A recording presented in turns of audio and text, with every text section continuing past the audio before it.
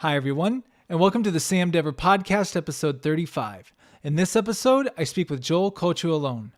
Joel is an amazing individual I met here in Los Angeles through the acting community. He does it all. I mean, he's an artist, he's a painter, he's a writer, he's a director, he's an actor, he's an entrepreneur. He's done stunts, he's done sports, he's done fighting. He does it all. He's literally limitless. And what I love about Joel and why I find him so inspirational is not only is he a guy that has a lot of ideas, but he's a guy that executes and sees his ideas into completion. So he's been a really big influence for me and just inspiring me to go out there and make my projects, because Joel's constantly working on something. And I'm so happy he came on. We had a great conversation. And the book of the episode is actually a book Joel told me about a few years back that I read called Sapiens. And I'm going to mispronounce the name. I apologize. And that is by Yuval Noah Harari. And my opinion when I read this book, it's very interesting. It's very well written, but it also kind of made me see the reality of mankind for better or for worse. But it's a great book. It's called Sapiens. It's by Yuval Noah Harari. And without further ado, here's my conversation with Joel. Joel Cocciolone, welcome to the Sam Dever Podcast. Thanks for having me. It's the one-shot podcast for me. Where do I begin? Okay, so I think I'll just start this. When I moved to Los Angeles and joined Playhouse West and met you at the acting school and whatnot, met all types of amazing, creative, artistic people, but you are someone extremely special. And I mean that in the highest of compliment ways, of someone that I think I'm going to call you the Elon Musk of Hollywood. Wow, it all began I appreciate it. like meeting you and then you being like, hey man, I'm going to have these rehearsals at my place in Echo Park. And I have no idea anything about Los Angeles. I know nothing. I'm like, okay, Echo Park, where's that at? I remember, man, for about a 3-month time stretch, my Wednesday nights consisted of going through that rush hour traffic on the 5, going by Dodger Stadium, and going to your place in Echo Park and just diving into a world of just artistry that I was just blown away by that you hosted, man. So I got to thank you for that first and foremost. Oh, well, I mean, I was just a host. I was just a catalyst for a rehearsal, and the people made it magical. Everybody that was involved made it a pretty special thing, because everybody was so driven and wanted to learn, to use their craft, to express themselves through their craft. It was more of an intimate, between us thing. So I think a lot of walls were kind of pulled down a bit, not completely, of course, but pulled down a bit, because there wasn't, so much judgment or so much fear of judgment from the teachers. So it was beautiful. It really was a fun thing.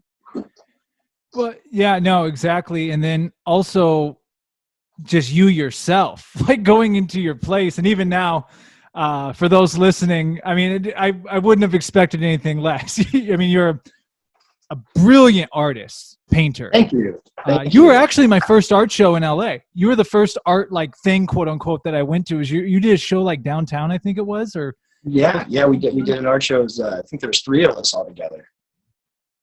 Yeah, and just seeing your painting and seeing you're a phenomenal actor. You're a filmmaker. You're a director. You're a writer. And then, having some one-on-one time with you, seeing like you're like a scientist, you're like an engineer, like you just have these notebooks full of things. And I just remember thinking like, God, like this guy's like really like an Elon Musk, but with like an entertainment mixture of it, like figuring out how things work and coming up with problems and ideas or coming up with solutions to problems and ideas. And you're a really unique individual, man. And I'm really glad I met you. I'm really I really was looking forward to catching up with you here. Yeah, same. We definitely we had a great synchronicity right away when we met, and I'm glad we got to continue this friendship. And thank you for all those kind words. You really kind of hit the nail on the head when you said, I really just kind of like to try to figure things out. That dives into everything that I do, and I do so much because I'm just vastly inquisitive. I like to stay in awe. There's so much to be in awe of. You're my puppy right now. Just getting a little but I think Einstein said that I'm not smarter than anyone. I just spend infinitely longer on a problem than most, and really it's just the interest of things that drive me to do, various things or many different things. And why not? I know that it might take me a little bit longer in each field to kind of reach the goals that I set for myself, because I am wearing various hats and doing other things and spreading my time between different passions. But at the end, I think I'll accumulate more knowledge and a more well-rounded kind of education of life, that I can put into my art, because that's kind of what I'm really trying to do, is kind of present the world that I've encountered and in various forms, either painting or in my acting or writing, however I can, Yeah. So I guess with you, where did art begin with you? Just because you're from Florida, correct? That's where you're from originally? Yes. What was the first art I'm thing that came into your realm?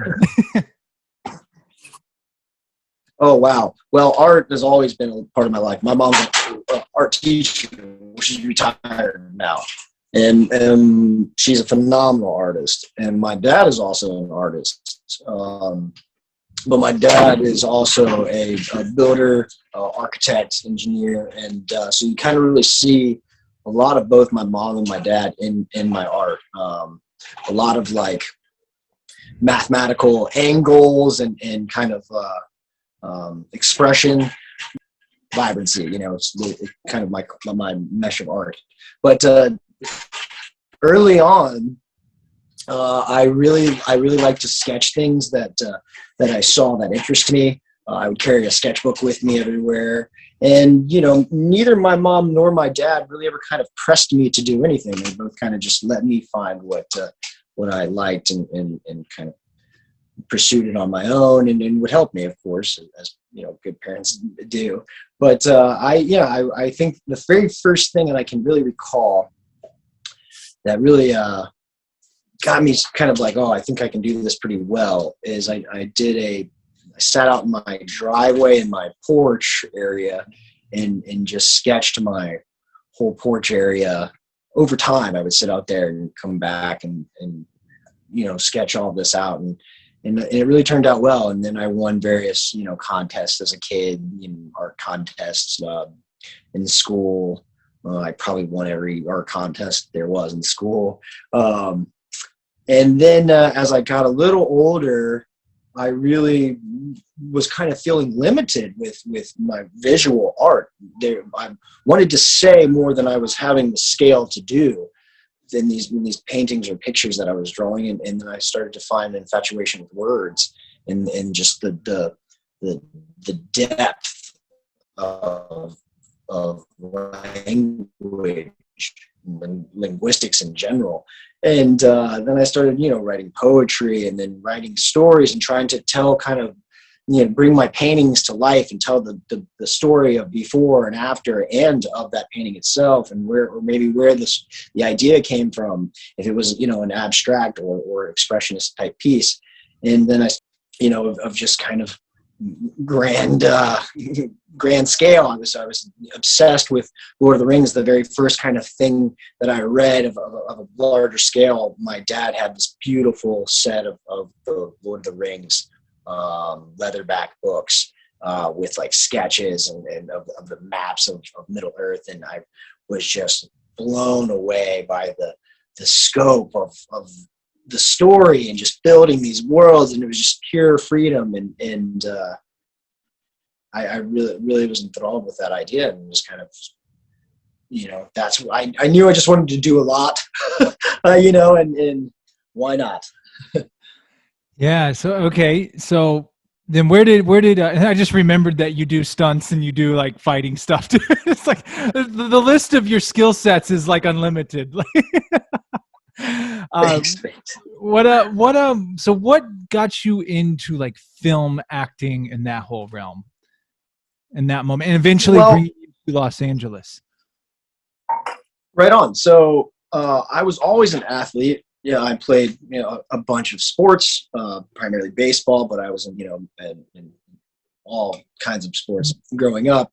And while I was in school, I think I think the person that really got me interested in it would be I had a choir teacher in middle school. Well, actually even in elementary school, we did these talent shows that my mom was an amazing teacher, and she would throw events and stuff for the school out of her own pocket and what have you. And then she put on talent shows, and then eventually the school adopted it and helped, and they put on, larger talent show. But I would always, get involved with these talent shows, and I had a blast doing it. Getting up there and rush of like making so many people happy on art or anything that I do, it really kind of culminates to that feeling of everything goes away almost, and it's just you and then the audience or the people that you're entertaining, and you're able to live inside this moment that's pure and safe, and just a beautiful thing, because you're doing what everyone hopes to do, is to really find a moment and make the most of it, and you can make so many people happy by doing so, or sad or scared or upset, and it's such an amazing feeling.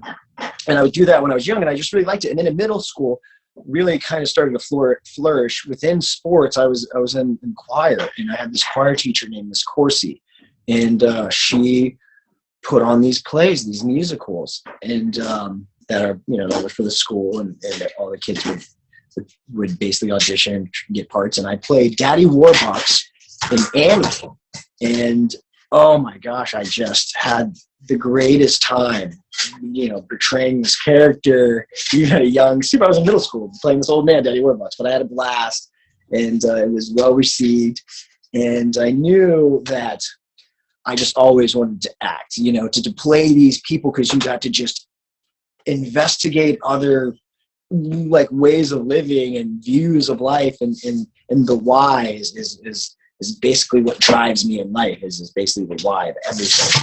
And then of course, that translates into writing, and as I got older into high school, I was writing a lot of poetry, and I was writing a lot of films. Sorry, my dog is pushing the camera. But I started writing these ideas that before I even kind of really knew how to write a film, I didn't really have any kind of understanding of the format. I was still kind of like this island boy kind of athletes in Florida, and just kind of a closet actor, unfortunately it wasn't really well accepted by the toxic masculinity of Florida, so I kind of wasn't allowed to kind of really be who I wanted to be in a lot of regards. And so I hide away and write, and then I write these stories, and then I actually got hold of an idea that birthed around sophomore year.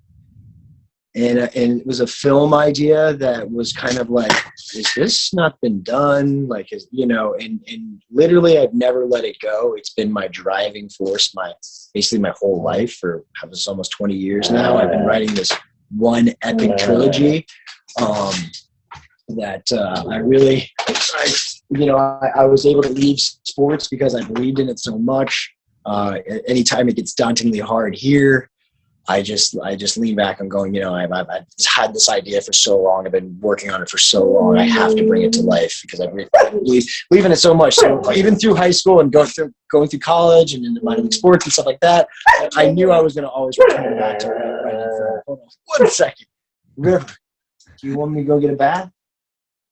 Calm down. So sorry, my pup just ate, so she was getting a little excited. How's River doing? She's doing amazing. She's sitting here staring at me like, what's up? What are you doing? What are you doing? Who are you talking to? Man, this is like, you know, there a lot of these questions can seem so innocent and just kind of like almost seem like a lot of people might have a redundant answer to it, but man, really, Sam, like this is the answer is so much more involved with everything than just a simple, you know, like, oh, I painted this painting and I really thought art was cool. It's just so much more than it. So it's where I hid away after I was injured so much, you know, and didn't know how to communicate the feelings of loss that I was feeling as a kid. You know, I was severely injured really young.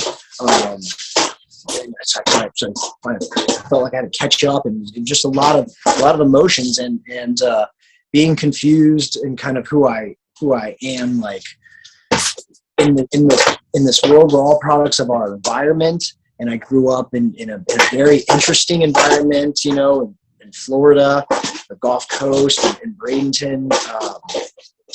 You know, it's interesting, you know, so it's all, I wish I had more concise answers. I feel like I'll start rambling on and your audience will be like, Jesus Christ, what is this guy talking about?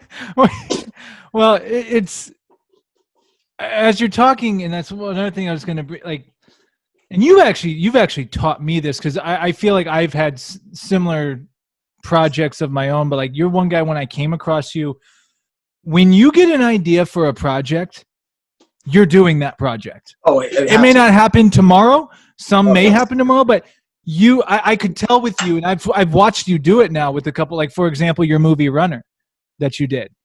Like you told me about that movie, like you talked about it. You told me about this movie years prior.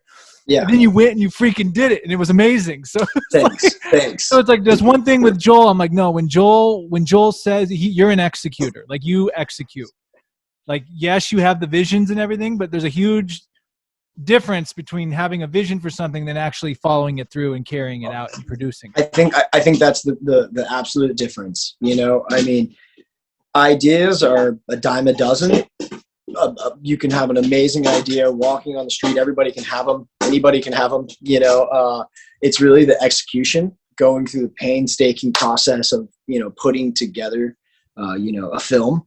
On your own, independently, with little to no money. It's scary, but if you believe in your vision, then you manipulate it to really make it come to, you know, to fruition. And man, and it's so true. Even to a fault's sake, man, I'll get ideas and I'll just be like, damn, my plate's already so full right now, and I really like this idea, and I you know, and it's a timetable, because where do our ideas come from, right? Our ideas aren't just kind of this magical, just big bang in our brain. You know, it's the world around us, you know, and we're inspired, and we basically take the inspiration of the world around us. I think it was like, you know, Ice Cube from the NWA is like, you know, art is the reality around us, and you know, that's exactly right. So our ideas are that, we, you know, whether they're abstract or wherever they go, as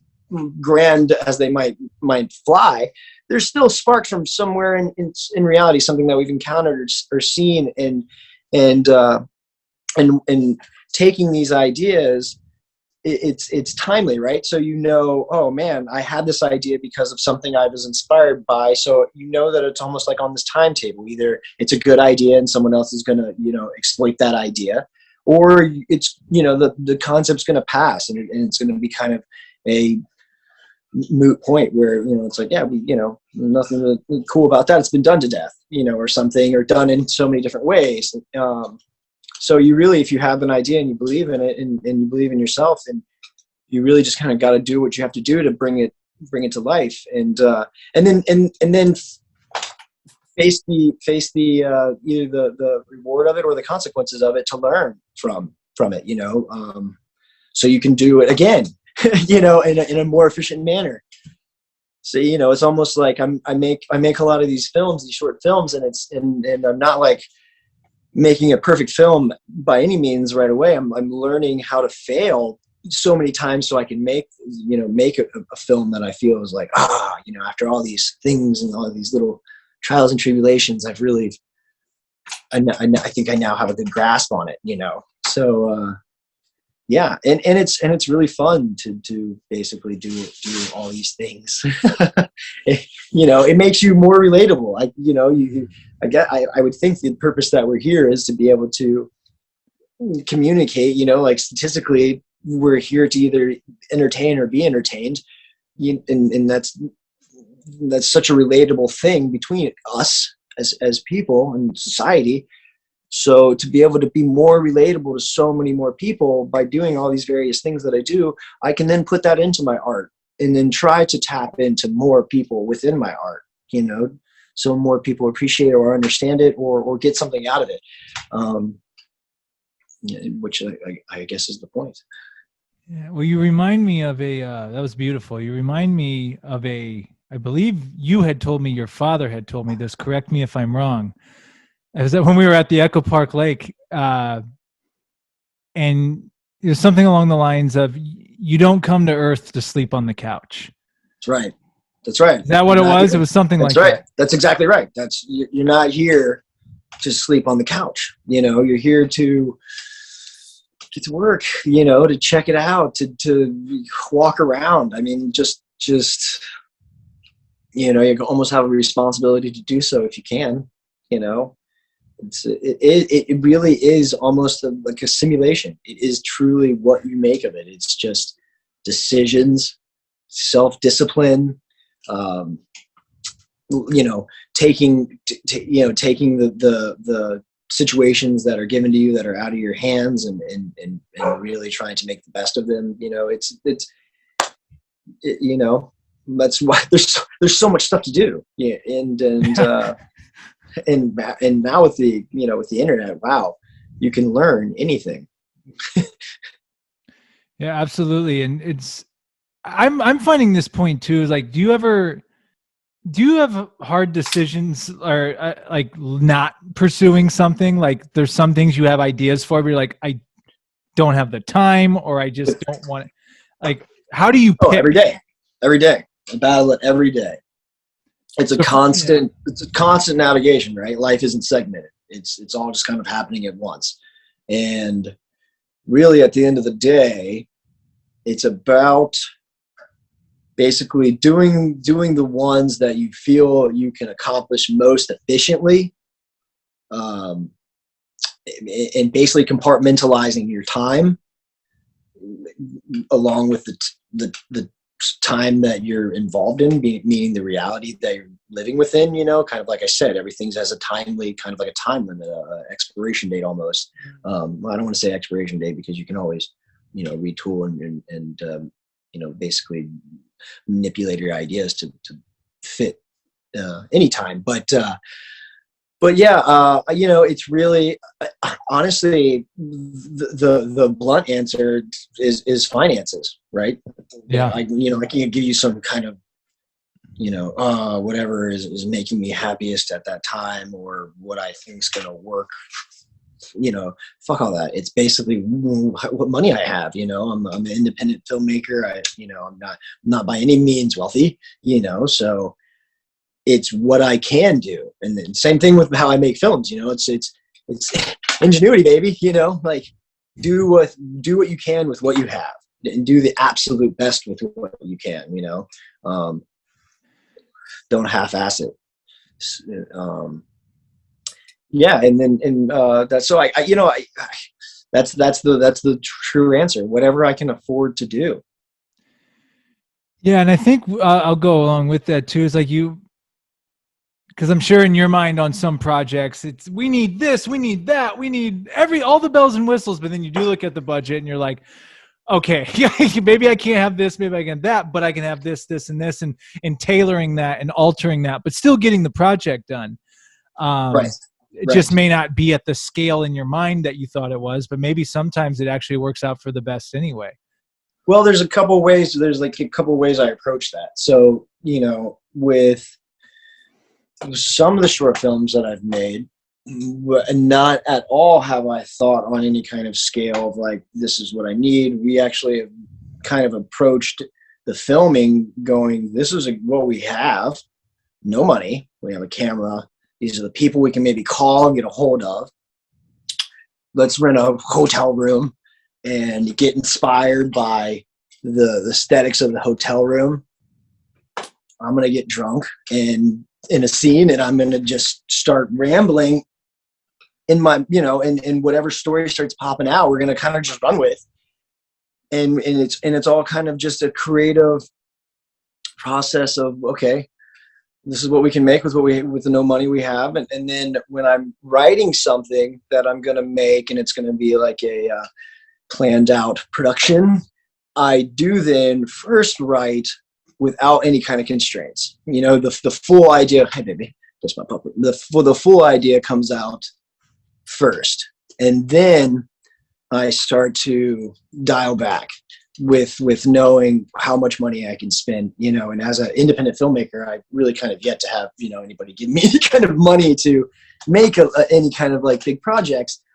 Hopefully that's going to be changing soon. But, so, I have to scale everything and that's exciting too. It's all math. Everything that we do is math. Everything in art, every little thing that we do, this is some variable to get to an equation that we want to successfully get to. And so it's basically a problem that there's going to be a solution to, and it's fun, and it can be frustrating, but once you enjoy the process, it's what you're doing. Like you can't be mad at doing exactly what you want to be doing, as tough it is as it is, or as it can be. So, and that's a common theme, it seems, talking to other artists on the podcast. You have to love the process. If you're doing it for outcome, you're already set up for failure. There's no such thing as outcome, right? There's, life is not segmented, as I said before. It's just happening, and you're just doing this. Like, if you want to be involved in a certain craft or industry, and then you're working your way into it, or involved in it and working your way through it, or up the ladder, or around, or anything, that's what you're doing. You have to enjoy it, because you're always going to be looking for the next level of success. Hopefully, there should be no plateau. Where do you stop and say, I've made it, or when do you start being happy? And honestly, anybody I've ever talked to that's been super successful in this industry, by chance or fortunately, they've all kind of told me that one thing is that once you start to really enjoy the process, the no's in auditions, and the not getting called back for talent or management agencies and things of that nature, it's a tough road, but that road is the road that you want to be on. So yeah, you have to enjoy the ups and downs. Sorry, River, baby, hey. So yeah. River's a pure lab, right? Yeah, she's a red fox lab. She's beautiful. Yeah. She's a pretty girl. Hey, baby, you want to get, she doesn't like baths. She loves water, but she doesn't like baths. Hey, you want to get a bath? You want to get a bath? That was a real response right there. She is very, very vocal. Hey, young lady, enough, please. Okay? I don't want him to get up. I might have to cover it. All good. One thing I wanted to bring up with you, because like I said, when I first moved here, how long you been out in LA now? You been here for how long? I think I'm coming up on 10 years, man. 10 years, yes. You've been here for a minute. Yeah. What has Los Angeles been for you? Because feels like you're one of those people, like you're in Echo Park area, like you're in the heart of it all. Like you are in the heart of the artistry, the city, all of that. So what is Los Angeles to you? And tell me about that experience. Oh man, it's been an interesting experience. That's the truth of it.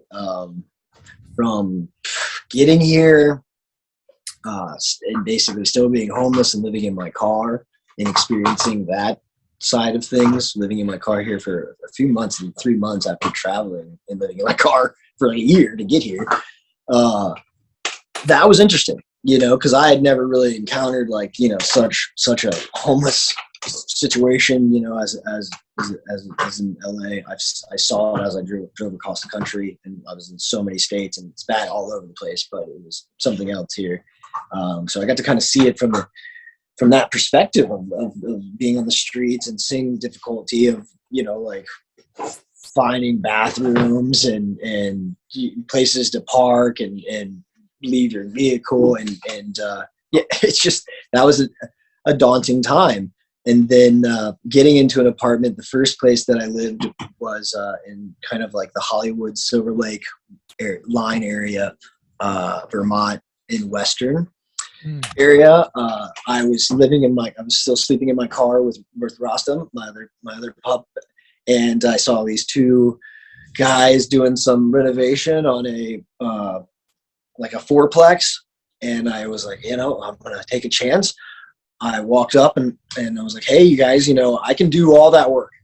It helps to know, learn things, right? And so I learned a lot from my dad. I could, essentially build a house from the ground up. So he was like, hey, I'll make you guys a deal. Let me stay here, and I'll do everything. I'll remodel this whole place. And then once I, get done, we'll catch up and I'll start paying rent and yada, yada, yada. And they were like, bet, let's do it.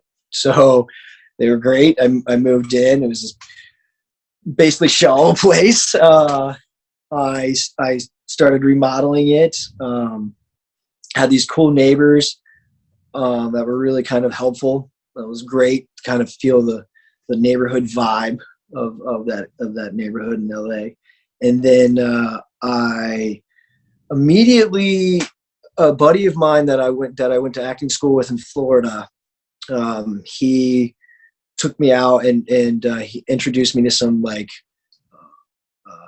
New York Film Academy students, like the LA school, the New York Film Academy LA edition. And through, I started working with a lot of them. They were all like kind of in the process of doing their thesis, and I literally did like 10 short films right away. And I guess actually let me back up. Right when I got here, sorry, because this is actually important. I haven't really discussed any of this with anybody since I really haven't discussed the history of coming to LA. That's why we're on the Sam Dever podcast. I'm recording. Yeah. So I get here, I'm in my car. What I'm told to do is to link up with like central casting, right? The background work. Okay. So I do. I link up with River. You want to get a bath? No, you don't. Okay. I link up with central casting. I immediately do a couple television shows. Like, hey, babe, River, please stop. Come here. Let me get her a treat real quick. So yeah, I'm doing these the background shows like 90210 and New Girl, and which was cool because I always got bumped up to a feature background person, which was kind of neat. And actually, in fact, on 90210, they kept moving me around in the scene, and then finally just pulled me out of the scene. And they were like, "Look, man, sorry, we can't use you. We keep looking at you in the scene." And I was like, "Oh, well, that's nice, that's sweet, thank you." And then actually the director of that episode was pulled me aside and was like, "Hey, take it as a compliment," which I really did. And he's like, "Really, pursue it. You have a good charisma." And I really that was early on. I really needed it after like living in my car and getting out here after such a rough road. And it was funny because I'm like pulling up to these sets in my Subaru with like just stuff on top, my dog in the car, and a trailer. And the people at the gate of like Warner Brothers and stuff are just like, "What the fuck is this?" And I just always thought that was great. And everybody was always so awesome with Rasta, my pup. He could come and hang out. Everybody was so cool with him. That was great. The Hollywood was super nice right away to me. So that was really sweet. But I was told by the kind of various people on the set, including this particular director of 90210. The episode. I don't remember what episode it was or anything, but he was like, yeah, you should probably stop doing background work.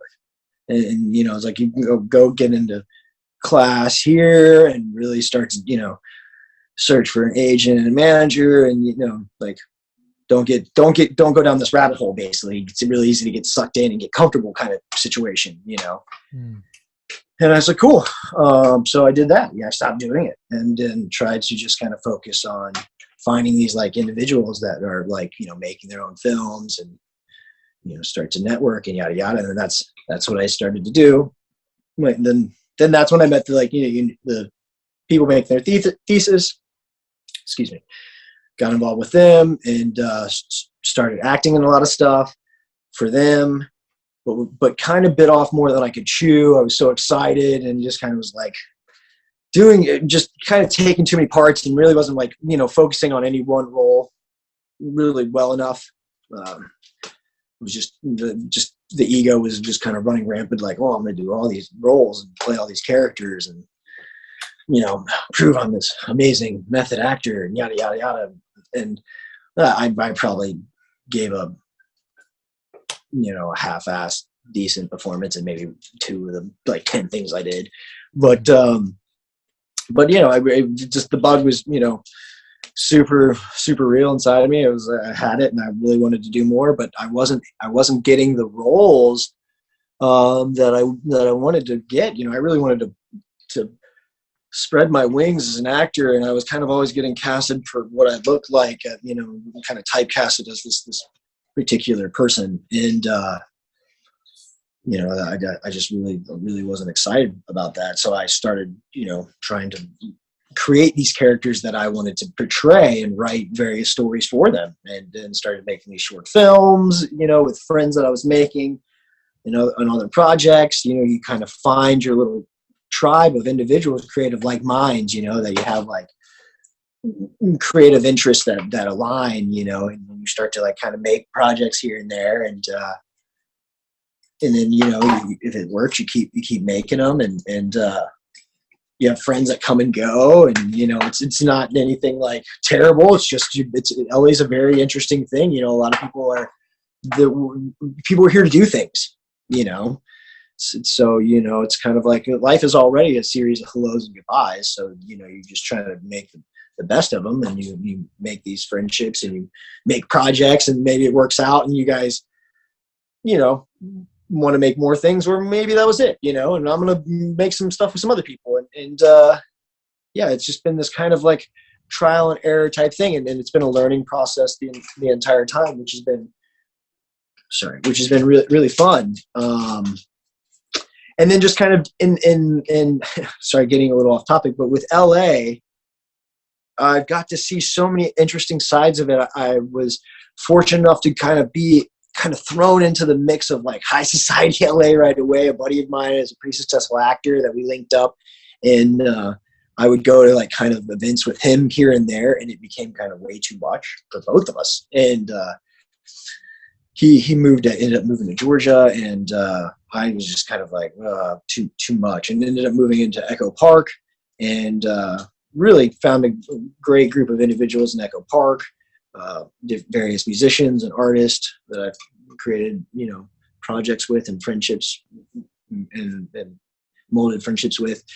But yeah, Echo Park's it's a pretty cool place. But even now, Echo Park though, it seems a little, I don't know. It's everything right now is affected by the world around us, of course. So it's everywhere is a little drab.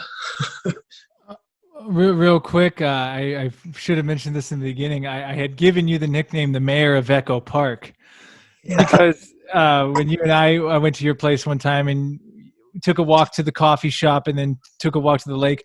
Dude, it was like out of a movie. Like 15, 20 people knew who you were. Like, hey, Joel. hey man, hey, when just walking on the street, like it's just like in the coffee shop. Hey Joel, hey, it's like I'm like, dude, like everyone knows this guy down here, but like what you like really, I think what's cool about that, like you really embraced the community of where you live, and that's one thing I love about LA too. Is I mean, there's a million not echo parks, but communities, their own little Right. subset communities all across LA County, and Right. it's I thought that's cool that you really like embraced where you live and you walk places and you know people and you're talking. I don't know. I think that's a Oh, cool thing to I have mean, a community. of course. I mean, there's kind of a few reasons why. I have a dog, and I'm always out with my dog, and so I'm always seeing people periodically. And I think it's weird if you see somebody like 5 times, and you don't. It's just strange if you see somebody periodically and you don't acknowledge their existence. That shit's weird to me. If you walk past me on the sidewalk and you don't look at me, that shit weirds me out. We're here, right here. Like I'm right here. We almost touched, like, and you didn't even look at me. That's just strange. So, and I don't know if that's a normal thing to need that validation of existence, but because of that, it translates into something more, man. So like it's not so much me about wanting to be a part of my community, man. It literally is just me just trying to attach and be just be associated with people, I mean, man, like because I get this a lot, because when I hang out with people, it's I get this a lot, like, oh, you fucking know everybody, and because, man, the world's pretty tough place, and you can go unnoticed a lot, and just to be noticed, can just do a lot for an individual at any given time, right? So I really like to just, make sure people are noticed, and I like to compliment people. People buy cool shit for it to be seen as cool, so like if I see someone that's wearing like a dope hat and I'm out and about, like, I'll be like, yo, that's a dope hat, because that's the point, like they were hoping for that, and it is a dope hat, and it can mean the world of a difference, or it could, for somebody, and I like to try to, say hi or smile or communicate in not just a passing manner, like the people that don't get spoken to much, maybe your homeless community or people that you see in your community that are homeless, like, there's a few of them that you can communicate with, and then I try to be, just like a person on the same level with them. And so because of all these various, variables, that equates to me talking to a lot of people, and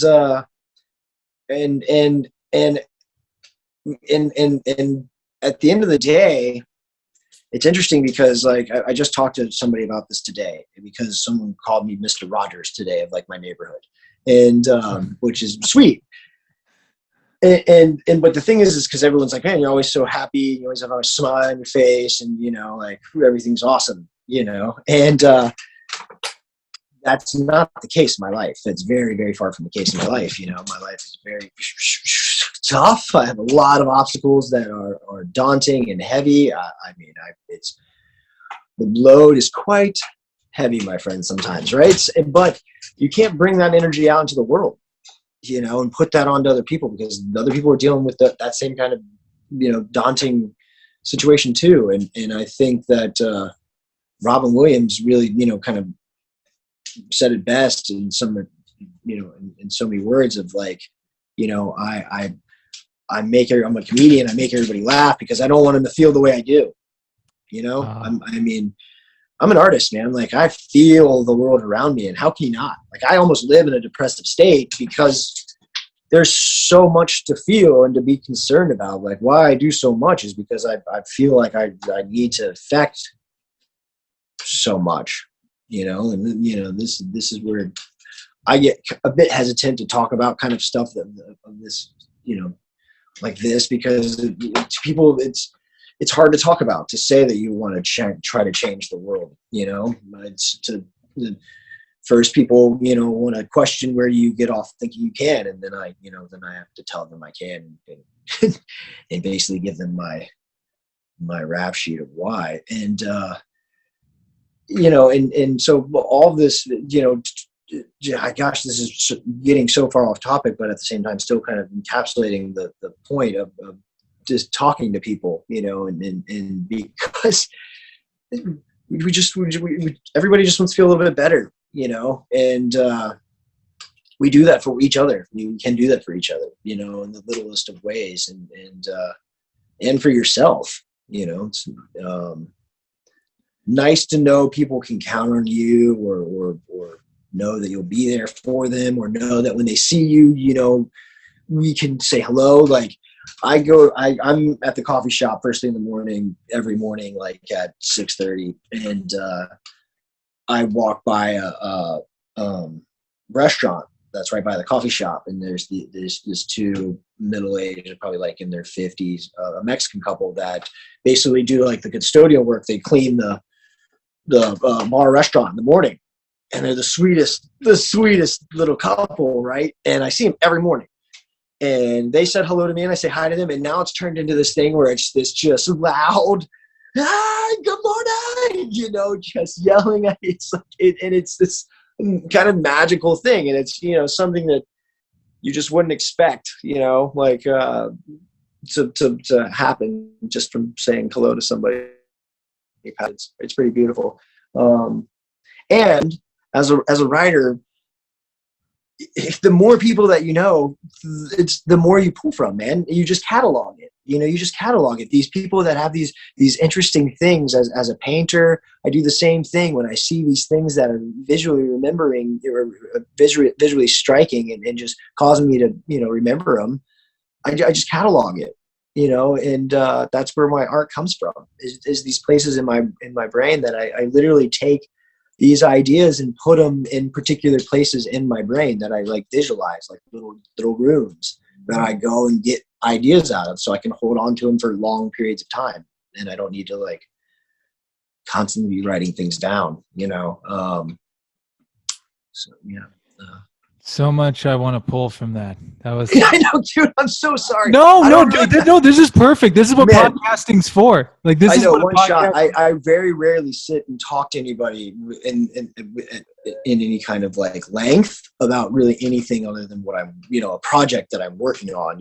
Talking diligent, like talking schematics of the project. Like I don't, and I love that. Like this is my existence. Like this is what I care about. This is right.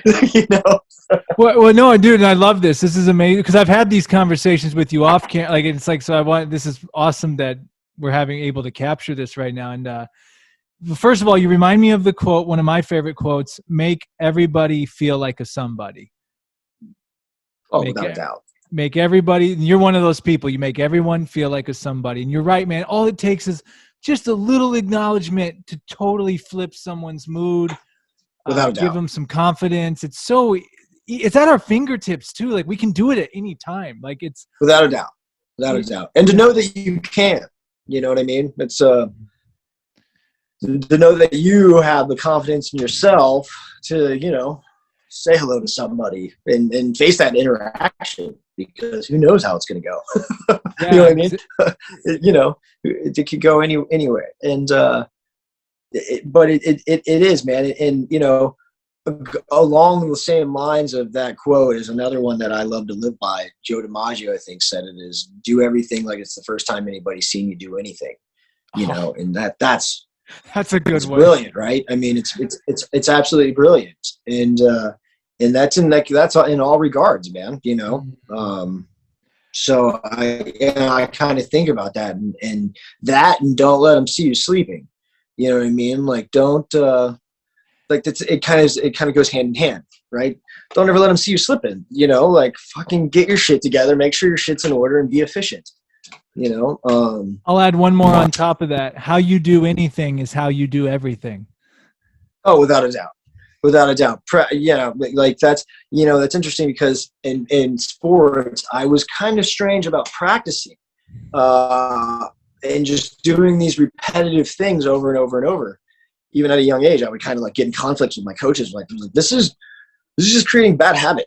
Like, we're just nonchalantly going through the motions. Like, this is not how at all how I would face an opponent, how I would face a batter, or how I would face a pitcher as a batter.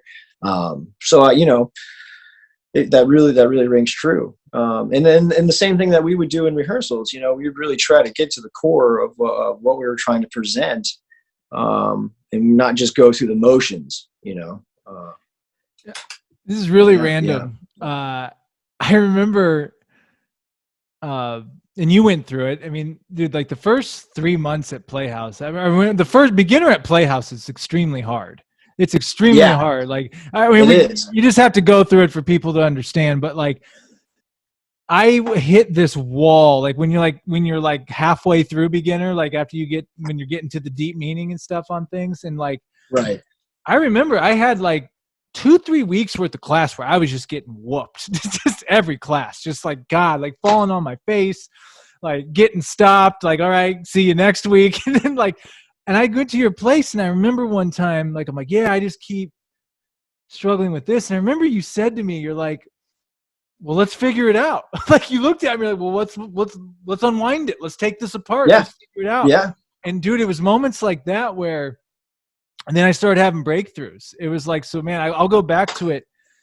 Like those rehearsals at Echo Park. And also for me personally, like being new to Los Angeles, and you provided such a great place of community for people. Thanks. You gave us all a place to like get to know each other. Like, cause you had a cool spot too. You had a cool house you were in there. And then, you know, we could be outside. It wasn't just like an apartment where we're all just stuffed away. Like we could actually like express ourselves, and it was so dope, man. Right. I had so much. I'll cherish those times forever, man. And just like, and just meeting people from just different zones and like learning about LA for me. And I'm just like, dude, that was so cool. Now I'm getting off topic, but one thing I think I think I can talk about, because this has been on my mind lately, and you're probably one person that would probably understand this, but like, do you ever feel? And when I say the word curse, I don't mean it negatively. I don't mean it in a negative sense, but do you ever feel like being an artist, especially at your level and the amount of like outlets you have, do you ever feel just overwhelmed by it? Because I think one thing I've realized too, when I try to suppress it, it always comes back. It always comes back. I don't know if it's ego. I don't know if it's whatever, but like, I've just accepted like, all right, I'm going to have to, no matter how much I'm doing or how little, I'm going to have these artistic releases throughout my lifetime of these ideas or projects. So I guess what I'm saying is like, do you ever, but it can be very overwhelming, especially, and this is why I realized I love LA, because here you don't really have to explain yourself when it comes to all that. People get it. Whereas in other parts of society's not set up for that. It's so like, right. Well, if you're not following this guidelines, you're fucking up, or you're a failure, or you're wasting your time. Like, you follow, you see what I'm saying? Like, it's so I guess maybe what's your take on that? Without a doubt. Mm-hmm. Without a doubt. I mean, again, it all kind of lies within like the financial stableness of it all, right? Like that's where you get kind of afraid of like, well, my art, can I survive doing all these various things, you know? And then do I have to work a job, you know, that takes up my time, that I'm not being able to focus the proper amount of time I feel necessary to reach the goals that I have for myself in the road of art or what have you. So yes, it is almost a burden's sake to you know, want to do, man. It very much is a burden's sake. Like you kind of have to like give yourself up to the greater purpose, you know, of you're now for the people, you know, like you're just a catalyst of these ideas that you think are so important that you almost have to forego, you know, these self wants almost, or self-indulgence, you know, to kind of live beyond that and see there's, you know, that there's a bigger scope. Like this is all just like this, it's all just institutions. I mean, really, once you kind of, trace history and learn as much as you can about where we came from as people, how societies were birthed and why various, institutions arose, you kind of see that it really does, pigeonhole people on purpose. And this is all just made up, like these rules and ways of being. They're meant to kind of keep us in this mediocre mindset and just be okay with comfortability and mediocrity, when you can do so much more. That but it's not easy. It's the harder path, because like you said, like this isn't kind of the normal to be an artist, to feel like you want to revolutionize various constructs and ideals. I mean, you have to just kind of believe that this is all just whatever it is that what the best words I want to put it. So it's all just made up. This is all just made up. So you can literally do whatever you want. You don't have to fit. There's no frame to really fit. It stifles you.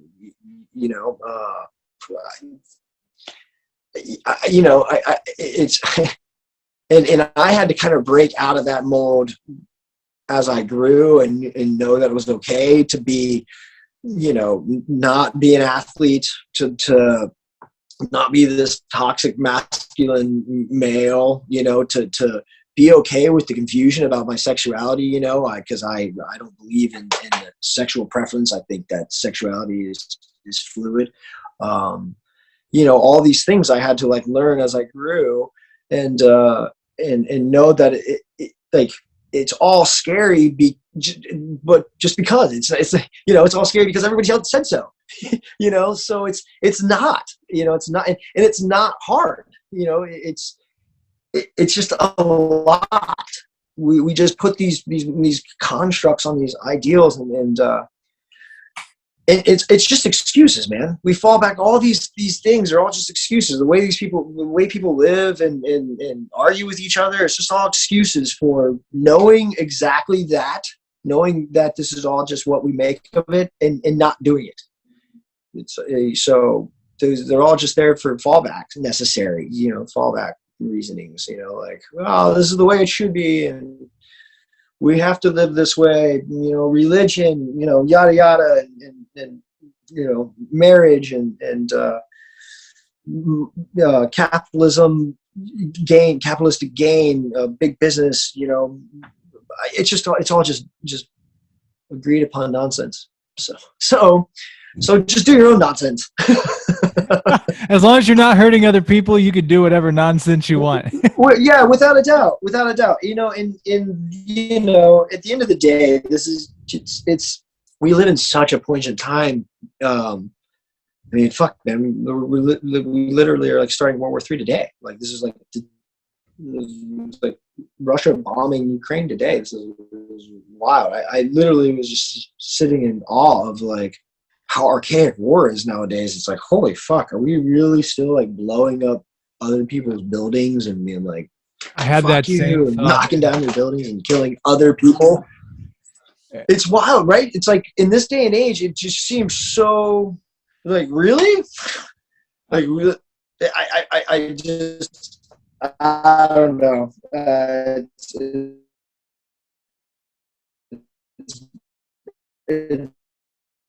It's mind-boggling, and I know, like, I'm not some like crazy pacifist, man. I'm far from it. I'm not a PC dude, as you know. Like, and I'm an exception to the rule. Shit, we've been in that war for we've been in years or something, 22, 20, some ridiculous, percentage. I mean, but how we're doing, war, like I said, it's always going to be there, but you would think it would evolve past such an archaic means of like bombing and shooting, buildings and civilians to prove a point. It's just, I don't know, man. I don't even want to go down that rabbit hole because it's such a kind of fathom. I'll add just one thing to that because I know that, yeah, that's a completely different topic. But for me, like, Topic especially to after really especially kind after of, I having a don't know. worldwide pandemic and now this shit happens, it's like Right. we It's don't crazy. learn anything. Just one thing to, just because that's been on my mind. Yeah, this is perfect. Well, I know what the book of the episode is now. This is synchronicity. It's going to be Sapiens. You're the one that told me about the book Sapiens. Great book. Dude, when I read Great book. Sapiens, I left that book morbid because it really paints at least my interpretation of it, and it's exactly what you were just saying, and it's what I'm about to say is when this whole war thing is happening right now. And I read this in a lot of like my Eastern spirituality books because all these greats have said this. They said, as great as we think we are, we're really no different than cavemen. The only difference is cavemen killed each other with stones and clubs. We use bombs and missiles.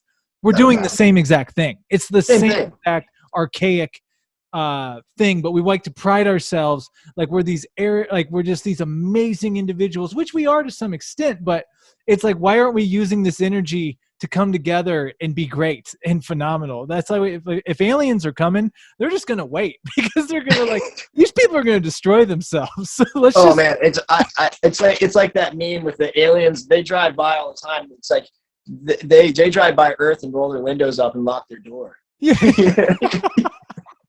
You know what I mean? Like it's I can't remember who said it. Maybe Carl Sagan, but somebody said it great. It's like the dinosaurs were the test of strength, and the humans are the test of problem solving.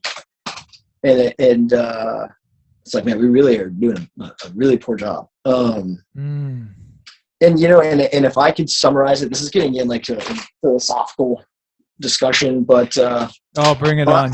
Okay, so what I would say, if I could surmise the problem, like if it, I like to try to reverse everything to the root, like peel, the why. Keep going back until we can find a fundamental reason. Keep finding, keep asking why. So with this, okay, so we can say that a dude that goes to a casino, drops $1,000 a night, loses money 80% of the time, he has a gambling problem, right? It's a gambling problem. People that bet on horses, they call it an addiction. And then we call addiction a disease. Again, these are all classified terms. So we saw the inception of wealth with basically the inception of farming, like the cultivation of farmland and goods started to create ownership of things. This little unnecessary thing that occurred, because it's truly not necessary in the scope of our survival, our evolution, our growth. We created a middleman in a thing form, in a material form of wealth and greed. So we now see that greed has run so rampant in society as a human race. It is now flipped all of our ideologies into this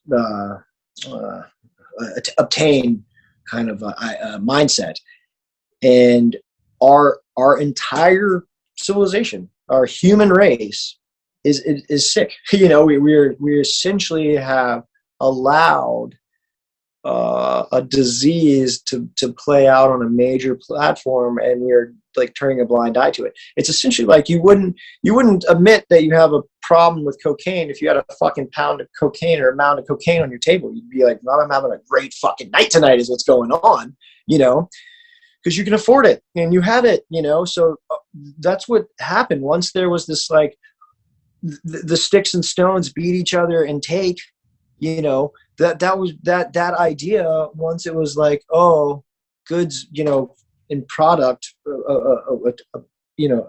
obtaining wealth, we let it run rampant. And now we're seeing the ramifications of it on a wide scale. We're really a sick civilization, and we're we're arguing about everything other than, you know. So yeah, I think that that's, and I think we're starting to see various forms of like cryptocurrency and NFTs and these things kind of, they're almost an enigma. They're a way of breaking the cycle, but at the same time creating a new cycle, like a vicious cycle. I mean, even the creator of Bitcoin, if you look at like the definition of Bitcoin, he said it was a monetary thing to like get away from central banking, but in a very short amount of time, it'll be owned by the elites. You know, like it's all the same thing, and it's and at times, one shot, it's so frustrating to just exist. You know, to exist in a world where you pride yourself on educating yourself, on being aware, on being relatable, and being grounded, and being in this position to be, you know, non-provocative and in a neutral state to where you can learn from both sides and take, you know, and basically formulate mature opinions, like, you know. But at the end of the day, when you're able to do that, you see the world with like, what the fuck is going on, and none of it should be this way. You know, it literally is just, you know, manipulation, and there's so many various channels. But what happens is, man, it's like, it doesn't take a genius by any means to see all this. It just takes, you know, someone with a little bit of time and awareness, of course. But what happens is we don't have fucking time to deal with it. We have to get on with paying our exorbitant bills that are just rising every day. We have to like take care of our family. You know, we find a loved one, you know, have kids. We just don't have time. So it's like, somebody else will take care of it. The professors will take care of it. The doctors will take care of it. The scientists will take care of it. Whereas they're trying, but they're, you know, that's just, they're taking on one little aspect of these daunting world issues that, it's just a time suck, man. It's, you know, everything that, all this construct that we live within is just a time suck. It's annoying and it's frustrating at times, man. You're just like, fuck. I loved everything you just said. And so my question is, after hearing all that, you being the problem solver, what do we do? if Joel's in charge, what are our first steps? What are our first steps? So I think if I were to guess what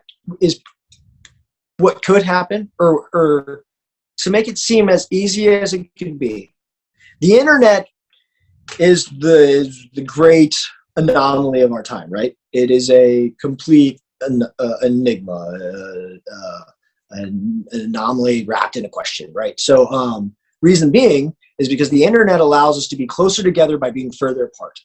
That's real fucking strange. Because of the internet, the man behind the curtain, the Wizard of Oz, is being pulled away. And now the people that are kind of doing things behind the curtain, you know, like big business, the manipulation of the markets and things like that. It's not some big conspiracy. It's all just big business. But it's now kind of like out in the open. What I think could possibly happen, because I think about this all the time, is what would stop everyone from, say, a document, a meme, just appeared on the internet across social media platforms, and it was in contract form, and it simply said, you know, I choose not to use government services, public transportation, the dollar, public, you know, library, you know, I'm done with this. You know what I mean? I'm no longer in this republic. It's a choice. We literally have a choice to be a part of this republic or not. It's so strange. Like, you're not born into this republic. You know what I mean? Like, there's still sovereign land. There's still land that's not owned by the U.S. government. You know what I mean? Like, the idea that just like you being an American means you're owned by some kind of country, like nationalism, that shit's all bananas to me. Like, it's all just crazy. Like, you have to like live within the confines of this like country's idealisms, you know, and like as you grow up, like fuck all that shit. No, anytime you could just say, I'm all right. I'm good. I tried this out for a good, 36 years and it's not really working out for me. I'm done with your republic. And, I'm just going to do my own thing, thanks. And, so if someone say that was like in a legitimate, I know I'm kind of joking about it, but if it was like, hey, I remove myself from this republic and literally if everyone kind of like saw that and was in sound mind enough to understand that that is literally how easy it is to just stop, you know, because it's so strange. This idea of like our government, it's like that it's become such an authoritarian thing, like our police state, like, the ideas, of them like, governing us is just strange, like they're just representatives, they're just servicemen and they make so much more money and they're elitist. Like it's so strange that the people that work for us are elitists. That just, it doesn't make any kind of sense in a democracy, like definition. Like it just, so I don't know. I think maybe it could be as simple as that, is that somebody just makes this like contract that, you abide by. And I don't know. I know that we have to focus on technologies. I know that the lack of opportunity breeds violence and crime. I know that we have to look past this nationalism thing and work together as minds to like we need to start appreciating art and intelligence more so. We need to have like the Olympics for the mind. You know what I mean? Like we really got to retool education. That's right now we kind of have a battle, in my opinion. I don't want to get too political, but right now we're kind of seeing like the battle of kind of I don't want to call it the battle of the intelligent and the unintelligent, but it's really like change is necessary a lot of times. Like when it's foolish to stand in the way of progress. That's like Abraham Lincoln. And we still have so many people just wanting to stand in the way of like change and progress because of archaic religious blind faith and values that come from years and years ago, and when just it was just a different time. And I mean, a lot of this stuff just floors me, man. So that's why we make art, right? But yeah. Well, but again, I mean, we start using trash to build buildings. We retool education. With the internet, we move religion into the right aspect of society. We're getting there, man. We're getting there. We're moving there. And it's I don't know, man. There's times when I literally thought, like, do I just stop doing all this and like try to be this person that like that I don't know, strokes the fire of change, like as a revolutionist or something. But I don't know. I think I just keep making art and find successful avenues and then use our platform and I don't know. Do what we can. I wish I could do. I don't know. I battle with it all the time. I should be doing more. I want to be doing more. I'm trying to do more, and literally, I'm being stopped by basically the construct of our society, the American dream. I'm being stopped by it. Like it's frustrating. I think that people like me, like you, other artists, creatives, passionate individuals, they should be helped and there should be grants and various financial applications that can be provided for creatives. It's so crazy. I mean, just look at the numbers. If anything, if you guys want to talk numbers, then let's talk numbers. I mean, look where the money is really generated in this world. It's entertainment, it's films, it's movies, it's games, it's it's sports. Shit. You could literally sum up life with like you're either here to entertain or be entertained. It's just choose a path. You said, oh, that was great. So when you run for mayor of LA, let me know. I'll come work on your campaign.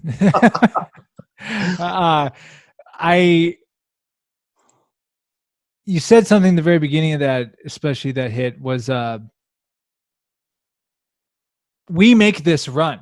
Like we all opt into this. So it's like people don't understand. Like you do realize that this is your taxes that you're paying and these people work for you, right? You remember that, right? Yeah. But the way it's set up, yeah, I mean, it's like, again, I'll go to division, and that's done multiple ways through now with these things, social media and all that stuff. Yes, it's an amazing tool, but it's also a phenomenal tool to create barriers, to create division, to create hate, to create fear, to create anger. And it's like, and that's why I really liked when you're just saying hi to people on the street, because it's like at the end of the day, like people take person over here, take person over there, thinking polar opposite on something. In their minds, they're supposed to hate this person. But right. If that person would just say hi to you or just level with you in a human way, you guys are going to forget all that shit, man. Like it works. It works. Like we're humans. Like we're all on the same team. I bet you like the same TV shows. Yeah, exactly. I mean, we're bred to I mean, as you know, man, like hate is a learned thing. I mean, if there's only 12 stories a human can tell, they were not that fucking complex. You know what I mean? So all these like rationales for division are so fucking dumb and literally a justification for something else. They're an excuse. It's fear-based. Like Jim Carrey said it well one time, where it's like everything you do is either through love or fear. I don't know so much about love. It's either through rational or being afraid. But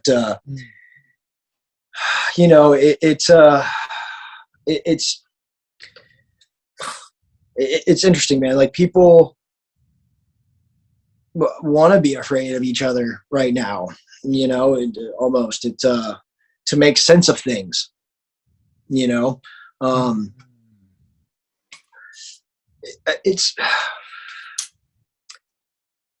It's a very good topic, but even just like,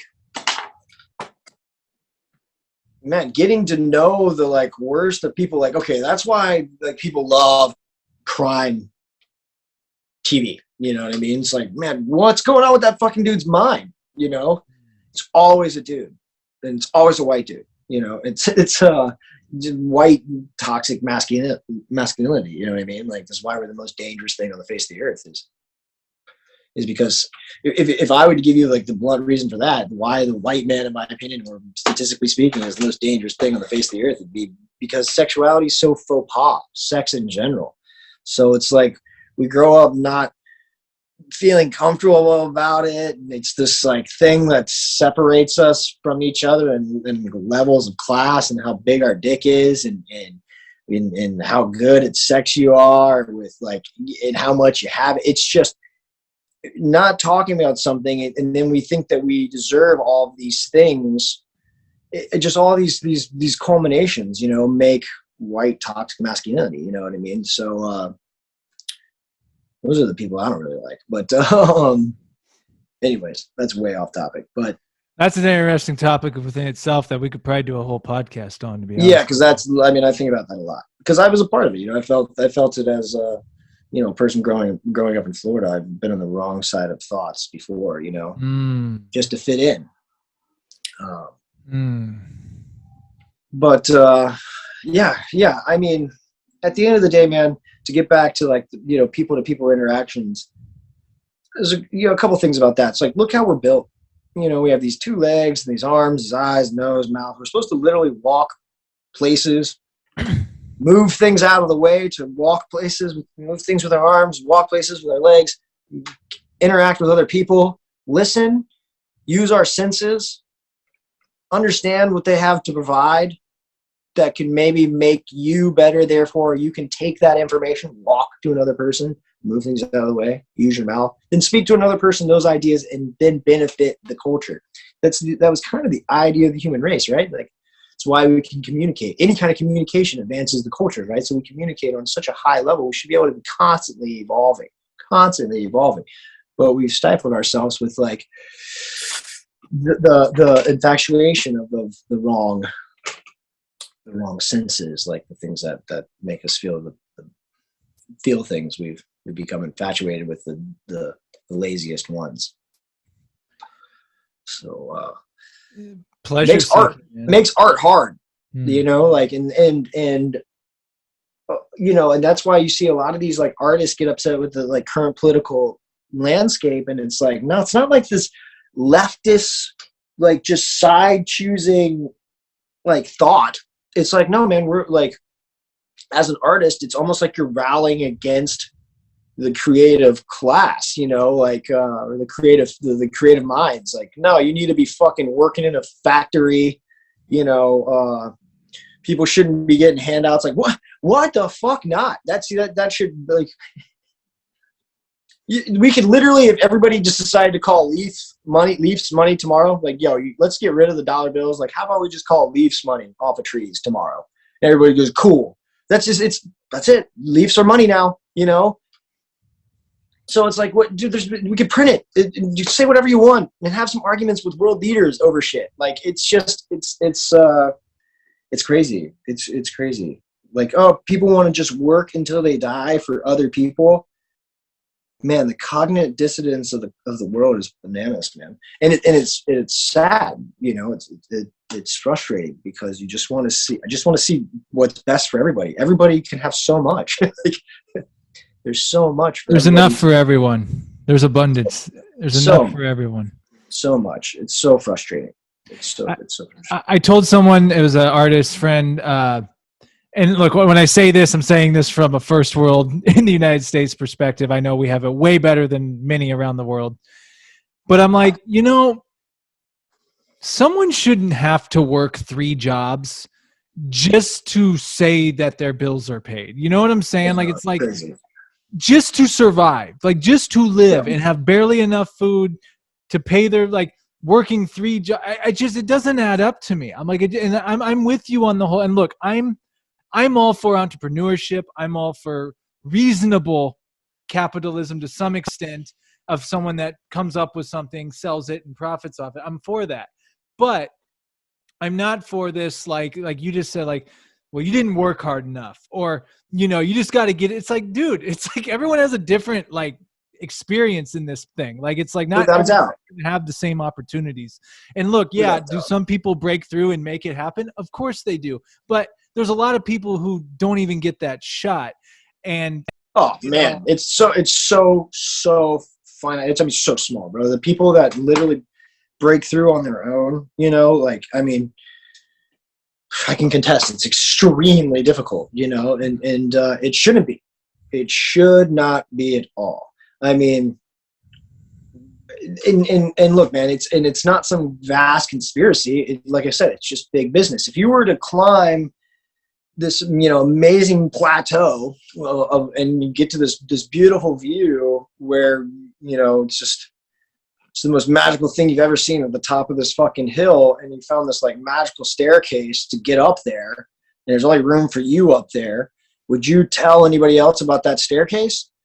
No, you don't want anybody else coming up there with you, you know, and you're the one that found the staircase and you're up there, so you feel like you deserve it more than these other people, right? So what happens is we get this sense of, like I said, hoardership and greed, and the you know, like, once you start to build governments and put people into position and power, we already chose our elites to, you know, like the people that basically were creating the ideas of how we should live became the ones enforcing it. And then the ideas of the protection of the people, that changed. That idea of like, oh, you know, the love of the people, the evolution of people, the progression of people, that changed. It became the progression of the dollar. So the safety of the dollar, the protection of the dollar, the authoritarian figure of the dollar, it all became the main focus. And unfortunately, it's just created this, like, you know, blockage to growth within the masses. You know, like we should literally have a new amazing business be presented every day. There should be another fucking Facebook every single day, 10 of them. You know, there's that many minds that are able to do it. I mean, just as being somebody that, you know, creates and invents like functional tech, like just trying to get it created, to get it to like market, to be used by people is just damn near impossible. And it's because of that reason. It's like, you know, we don't want a lot of success within our countries, you know, and that's in a lot. You see that in a lot of countries. Your elitists get to this point to where, you know, it's like, hey, no, we need workers for our giant businesses. You know, they look at the country like a business, and this, you know, society and the civilians as workers to that business.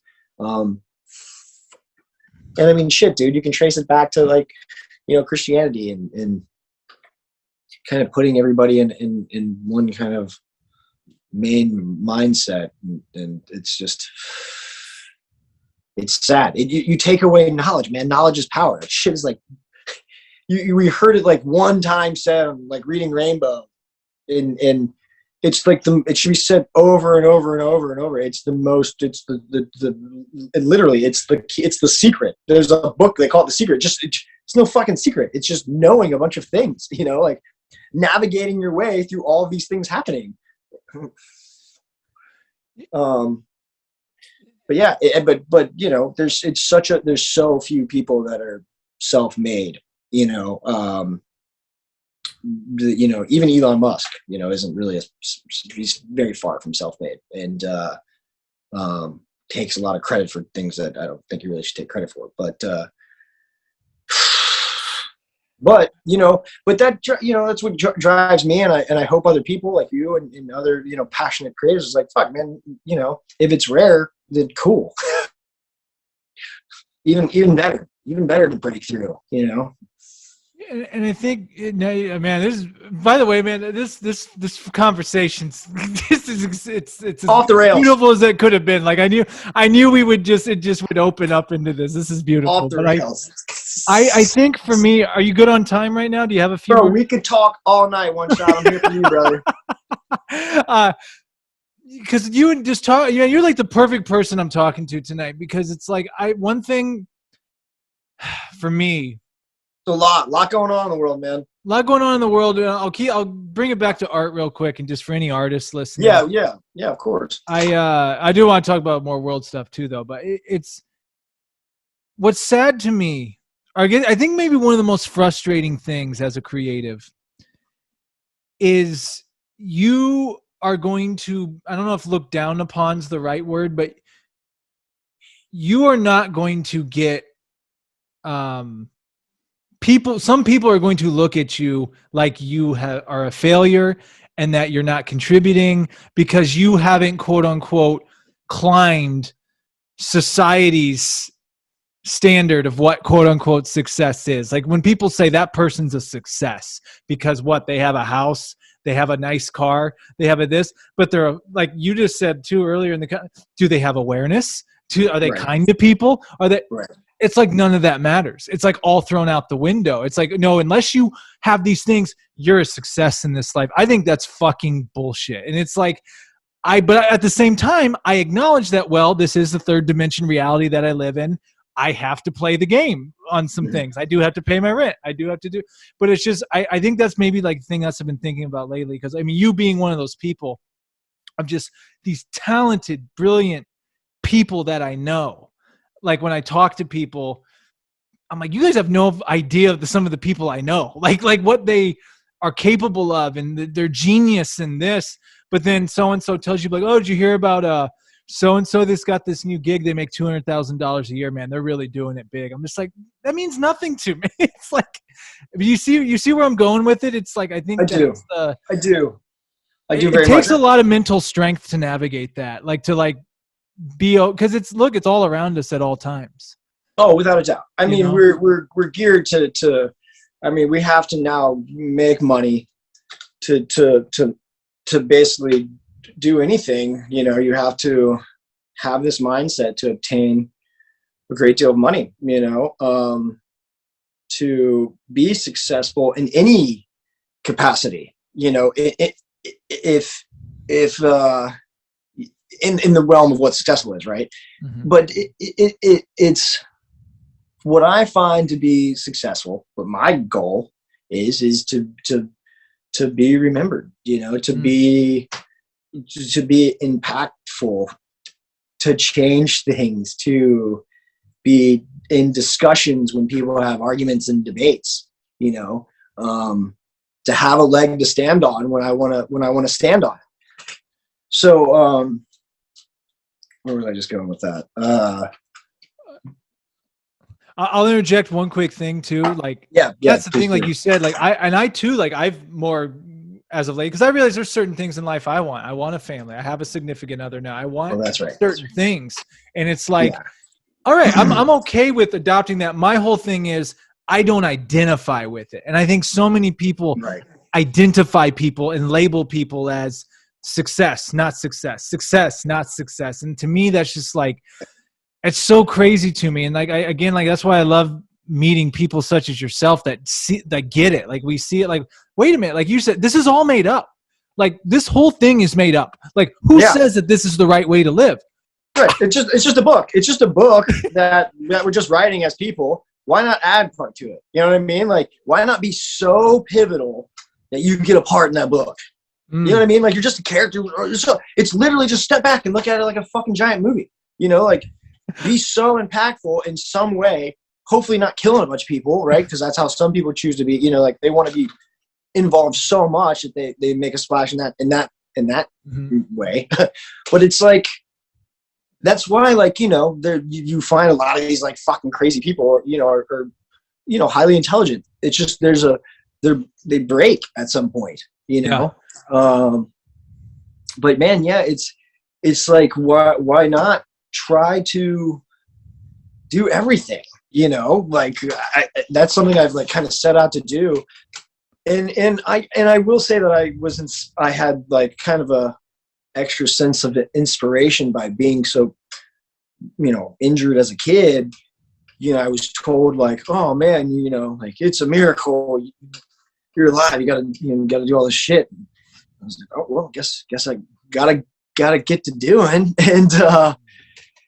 And yeah, really have kind of just continuously done so, because once you start doing and then you get to like a point where you've done, you're like, oh well, I just did it a bunch and got good at it. And if you do, it's like whoever does it the most or is undoubtedly good at it, you'll be found, or you'll end up doing it. You know what I mean? It's you just keep doing it, you know, and get good at it. And that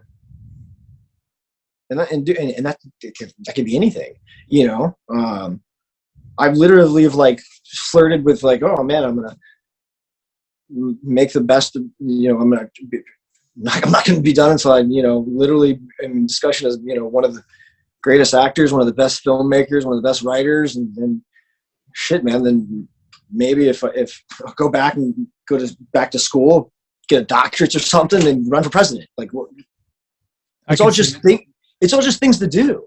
It's literally like I'm gonna wake up, I'm gonna have breakfast, and I'm gonna go to the grocery store. You know what I mean? Like, you're just doing. You just do. And then there's foreseen things, of course, that happen within that time frame.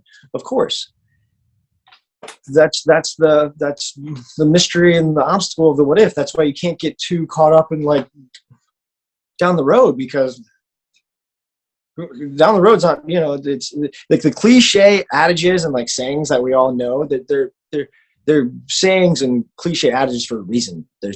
They take so much just philosophical just validity and put it into so many words. You know what I mean? It's like, if you just live, you take those quotes and live by them for real. you know,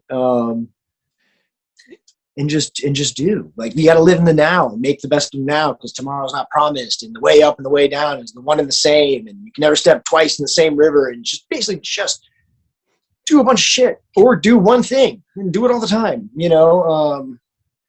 And then if you have, like, you know, this idea of like, don't feed the ego, and you know, that's stupid, you know. Like, why would you try to be good at anything or obtain knowledge if no one knew it? You know what I mean? Like, of course I want to be respected as an intellectual, as an artist, as a filmmaker, you know. Like, that's the point. It's to, there's like, and that's, and who's to say that's the point? That's my point. That's what I've decided. That's what I want to do with my human experience. You know what I mean? Like, I want to change things so people go, oh, you know what? We don't have to be living like this. A whole bunch of kids don't have to be like starving in fucking Africa, and reporters taking photos of a baby in a ball with a vulture near it. You know, like, that's crazy. You know, I mean, you know, and if I can do that through art, through a character, I think it's crazy when people get up in arms about like athletes and actors, and, you know, getting into like political discussions or philosophical debates. Dude, these people work so hard to get to where they are, and a lot of them, and they're just another person with a broad, you basically just opinion on things. You know what I mean? Like, you know, and it's who's to say that their opinion is any less valid than anybody else's opinion? Like, you know, say what you want to say, but make sure you've done enough in your life to be educated enough to say something, you know. I don't know, I'm getting way off track again, but oh man, you really hit it in the pocket with the just do thing. I mean, it really, because there's times where I just overthink way too much on something, but then like the second you just say, I'm just going to start doing it, then it just all starts to unfold. I'm like, man, I could have done that earlier instead of like all this. I mean, talking you out of things, like yeah, it's like you kind of planning, like, balance, for the, you know, it's yeah, because they say luck is like, you know, preparation meeting timing. Yeah. But really, man, it's basically executing in learning how to do so, you know, in that time, then, now, and then just doing. Like, man, you know who says the best? It's like the Heath Ledger's Joker. It's just a dog chasing a car, man. I'm just I wouldn't know what to do if I caught it. I'm just doing. I'm just going, man. I'm just, you know, I just have to make these things. You know what I mean? At the end of the day, I just have to make these things. You know what I mean? Like, I don't really know how to explain it. I have to make these things. And it's frustrating because, you know, you see all these things being made and characters being portrayed and things, you know, coming onto market, and you're just like, this is not good, you know, and there's a lot of creators like, I could do so much better, you know, or I could really add to that, that cool thing that director just did or that actor just did, you know, and you just want to get that chance, you know, and you have to really believe that you can add something new. And if you don't believe that you can be something new, different, like if you're just trying to fit in, you know, like I don't really think I don't really think there's going to be enough drive, you know. I mean, look at the people that, like, we remember. They were all in. You know what I mean? Their life was like, I'm living this life, you know. This is who I am. This is how I dress. This is how I talk. This is how I function. This is what I believe in, you know. That's a great point, actually, what you just said. You're right. Like, the people, they were all the way in. And I said this on one of the other podcasts, not to cut you off, but Joseph Campbell, the guy, the hero's journey and all that. Yeah. Everyone looks at like the outcome of that and how glorious it is. But like, you know, you take Jesus or any, like, the knight who slayed the dragon or anything like that. Oh, I want what they actually all went through hell on earth. but we're You just know, seeing it, what the outcome of it all was. But no, they actually went through hell. without a doubt, without a doubt, they When you say said for the all in thing, it's like, yeah, these people, we read about it in textbooks. Oh, I want to be like them. But it's like, no, do you understand though the decisions they made? Like, yeah, to really go all in on this thing. it has to be, you have to embody it. You have to be, you have to be the actor, you have to be the musician, you have to be the filmmaker, you have to be the artist. It's and to be quite honest, I get caught in these tropes to where I create these businesses and I'll develop these businesses and I'll get caught as like the coffee guy or, the fucking, martial arts teacher guy, or like the stunt guy or I'm the artist, the painter, I'm the athlete. It's like, I invent things. I'm an engineer. I build things. You know what I mean? Like I get caught in these things where it's like, a lot of times I just want to be seen as one thing where someone else is seeing me as something that else, you know what I mean? And I have to battle that as well. And battle it all without getting too bent out of shape of that. It's like hindering my progression, but at the end of the day, I'll still be those things, and I wear them on my sleeve, like I am who I am, I'm all in. I'm an artist, I'm a creative. That's I'm not going to be wasting time with other stuff. Like, that doesn't interest me. And that's what I respect about you, man, is you really, you do what you want to do. You do what you want to do and you do it well.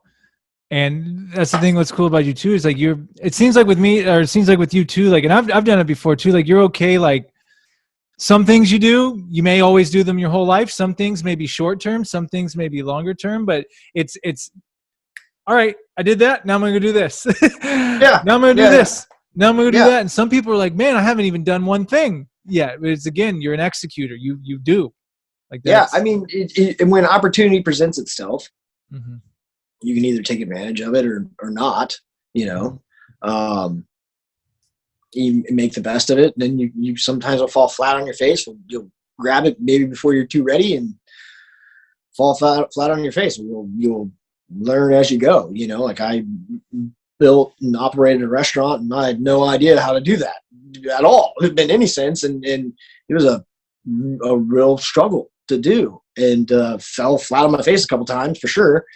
But overall, it was a successful endeavor. And then I moved on and came out here to LA. But I didn't even know that about you, so that's amazing. oh, thanks. But yeah, the restaurant industry is a motherfucker. But yeah, like you basically you have faith that you've been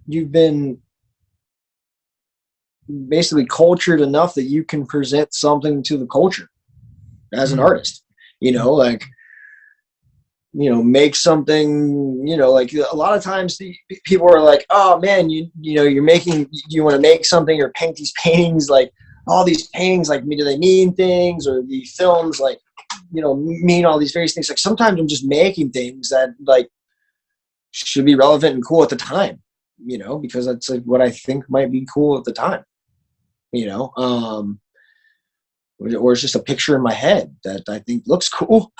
Like I just paint whatever's in my head. And I think and then I think there's times for, ideas to come to the surface and then for me to press, like, and again, that's harkening back to your idea. Like, how do I choose which ideas or which projects that I focus on, other than the financial necessity, what seems prevalent with the culture at the time, or will be when it's like finally released, So like right now I'm working on, I'm ramping up to shoot in the middle of next month, a trailer to pitch as a feature that's a women centric driven film. And it's an idea I've had forever. And it's just finally was like, it's time to make this film, it's now it's time to make this film. So yeah, I'm gearing up to shoot that and so incredibly excited about it. Yeah. It's called Team Moms. Teen moms or team moms? Team Moms. Team Moms. It's about a wayward, like poor single group of moms that all have like 12-year-old sons that they all play at this like poor podunk little league field. They all work hard just to make ends meet, and then their sons make the all-star team. And as as happy as they are, it's also like, well, fuck, like we gotta pay for travel expenses, to get to the games, take time off to come to the games, uniforms, yada yada. And so it's just like over the top comedy about these moms that don't really know each other and come together, and you just see the antics of trying to make the money to raise enough money for their kids to play through the all-star season, and then come to find out the team is just phenomenally good, and end up going all the way to the World Series. So these moms really have to like pull it together, and you see them like raise money, try to flirt with guys. It's almost like Bridesmaids meets motherhood, with Little League baseball involved. Wow. And I want to shoot a trailer because I don't want to write the entire film. I actually played in the Little League World Series when I was 12. And so I've always known I wanted to pay homage to like my mom and our team moms, because this is exactly that. We came from a little park that was in the middle of a project in Florida. It was the smallest little fields. We've literally had guys run across our fields with guns, with the cops chasing us in the middle of the games. It's kind of like park that we played in. And keep talking. I got to charge my computer. Keep talking. Okay, right on. And we were just this amazing group of youngsters that came together and just were this incredible team. And as kids, you don't even ever think twice about like what your parents go through to like allow you to have this magical experience of, playing through the summer and then eventually playing in the Little League World Series in Pennsylvania. They had to do so much. And again, you don't even think about that until you're older. And then as I got older, I did think about these things and thought like, just the stories that my mom told me as I got older about the trips and all the places that we went and the people they'd encounter and how the moms hung out because they were like these single ladies. And I was like, oh man, one day I'm going to write a film about like these group of moms that are just hilarious, awesome women that go over and beyond for their kids, their little punk, like Bad News Bear kids that are just unbelievable team, because our team was just unbelievable. And, all the way to the World Series. And so I want to shoot the trailer because I don't want to write the film. I don't really want to write the entire script myself as a male, because I don't really want to tell the whole like female experience. I do want to create, the idea, because I am paying homage to my mom and the others through like a memory's sake, but I do want to have like a team of women sit down and actually, pen out the script together to really get a well-rounded feel of the woman experience to make the feature. So I'm going to shoot the trailer with this awesome cast, and then we're going to pitch that to try to get the funding to shoot the feature. That's amazing. Yeah. And again, it was just like the timing, the idea was always there. I was just like, yep, time to get going on this one, and I just launched a sports trading cards and collectibles online shop, and I launched a vintage clothes shop, and so I've just been doing that right now, and that's been pretty hectic, but yeah, I'm doing all of those things while trying to kind of juggle getting this project going. So. Hey man, well, you're an inspiration, and you said something earlier that really hits home with something in particular. I one of those things I've had in my head for years, but then it's like, you just kind of know when you start like actually putting it down and it starts coming out, you're like, oh, now it's time. Like here it comes. Yeah. You said you hope something along the line, I'll have to go back in the edit to listen, but you just hope you're cultured enough to be able to make a contribution to it. And I relate to that so much. And it's like, yeah, it's like, it's not even about being good. You're not trying to be good. You're not trying to outdo anyone. You just, this unique thing that you have in your head, you're the only one that can put it together because Right. it's your idea. So Right. you got to put it together, and you just hope that you can put it together, and maybe one or two people appreciate it. Maybe they're like, "Oh, I see what you were doing there," You know what? So, And you might not be appreciated in your time. You know, that's something that my true. mom and I have had discussions about, because as a painter, I work real hard at my art, and you know, I don't sell a lot of work at high volume. I do sell paintings here and there, of course, and I do, like, you know, murals and stuff. But you know, maybe I might not be, you know, respected or recognized as an artist in my timeline, you know, in my time frame, and it's okay, you know. And it took me a while to be okay with that, because, you know, because of the ego wants to, you know, be like, I know what I'm doing. I think, like, in comparison to what other people think is good, like, doesn't this work? You know, like, so it's a little frustrating in that regard, and it's hard to, like, play the game, to, like, really have to press it out there, and through the menagerie of stuff that's already out there, menagerie of stuff that's already out there. But you know, you do want to be able to be understood, right? That's why do it this way, you know, like the why. Again, everything that we know, everything is always just the why. Like, just dig a little deeper, like Rafiki, man, just look deeper, you know. And it's so true. And we do that with I mean, in all aspects of humanity, from, you know, all aspects of art in humanity, just asking why was this way, or why was it done this way. And I don't even know where I was going with that, but yeah, I just I completely continuously want to present something that's, like, you know, respected as a cultured individual, where people go, oh yeah, it makes sense. Yeah. You know, you know, like or, you know, like, or to where it's like, wait a second, if any of that's true, I got to think about that for a minute. You know, I mean, that's, at the end of the day, because I battle with these things, and this is probably a strange time to talk about it, but you battle with, like, letting the ego go sometimes, right? Like, letting it be itself.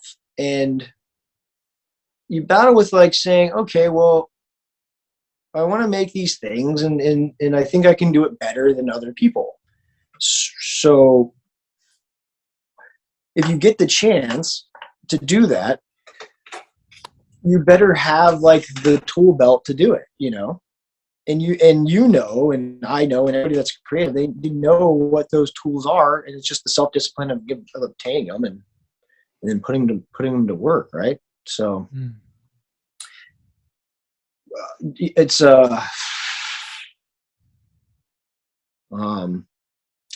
I'm just going off. I keep getting off topic, but no, I love it. It's great. but I mean, you just want to be. You just want to know for yourself that you're not crazy, right? That you, like, yeah, it's like that. I guess at the end of the day, man, that's like, I just have to, like, prove that I'm not crazy. It's like all these ideas, and, like, doing all this, like, for they say, for an easy life you do the hard things, and for a hard life you do easy things. So it's like, how much hard shit do you have to do until shit gets easy, right? So you have to think, man, if you believe in your, like, self, and if you believe you're that good at stuff, you have to just keep going, right? Until you feel like, yeah, okay, good, you know, and you just keep doing, you know, you just keep doing. And you know, and I guess, where was I going with that? I had a very, oh gosh, sorry. Okay, so the film okay, everything I'm doing is to try to, like, say that I figured some things out, and I'm trying to do it in a way that is, like, accepted. This is getting really, I don't even know if I've ever discussed it really with people openly, but okay. And I think that's what art is.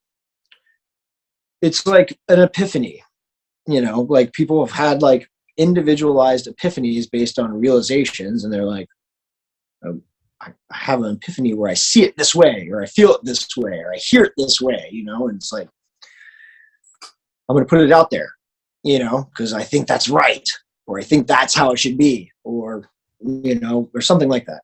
So when I was young, went through these fucking terrible accidents. And because of these terrible accidents and where I live, these are all variables that equate who I am, right? So I go through these accidents, I cut my neck and was hit by lightning, and all these people are like, oh, you know, like God saved you, and you know, like you have a purpose, and you're special in God's eyes, and that just kept getting to me, right? So I immediately like fell into religion, and in that area of Christianity, because like young life was such a big thing, like youth groups and like high schools and shit. So I wanted to fit in, you know, and it was just like such an interesting thing, because I was like, why would God do such horrible things to a kid, you know, just to like save him, to prove that he can? That's imposing his will, you know, logically. So I just got really interested in religion, and I started really diving into religion at a young age, like in my like freshman year of high school. And I read the Bible over and over and over. And then I started reading, you know, other religious texts like the Quran and just various other religious texts from other civilizations or other cultures and religions. And so I started to like kind of get this bad taste in my mouth over time. And I had a group of friends that were all pretty advanced individuals, and we were all kind of like playing along and you know, going to like Windy Gap and the Young Life like groups and stuff like that. But we had this like, you know, kind of like young, cool, like group leader that like hung out with us and stuff. And we would like test him. So we'd go on these trips, and we'd have all these talks and stuff, and we would like ask literal like questions about like this faith and religion and trying to make actual sense of it. You know, like what's up? You know, what about the dinosaurs?